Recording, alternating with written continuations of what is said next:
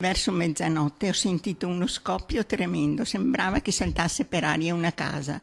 Sono corsa fuori e c'erano due macchine, una sul mio fosso, una dall'altra parte della strada, che fumavano. Un boato nella notte ed un'altra vittima della strada, la 62enne Giuseppina Lobrutto, spirata nell'auto nella quale si trovava con il marito, centrata in pieno da un'altra vettura con a bordo due giovani fidanzati, lui 22 anni, lei 21. Una tragedia della strada, come purtroppo se ne verificano tante.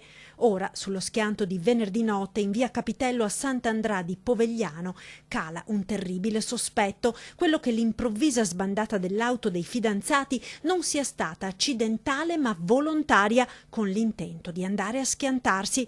A sollevare il dubbio sarebbero le prime dichiarazioni fornite ai sanitari dalla ragazza, una sterzata improvvisa perché i due stavano litigando e lei lo voleva lasciare, un dubbio inquietante che ora le indagini dovranno chiarire. Il capo della Procura di Treviso, Michele Dalla Costa. Ovviamente noi stiamo valutando le dichiarazioni che sono state rese dalla persona ferita in ambito ospedaliero e adesso cercheremo di capire se effettivamente corrispondono alla realtà delle cose e soprattutto se trovano degli elementi di riscontro senza delle quali non riteniamo di poter agire. Ecco.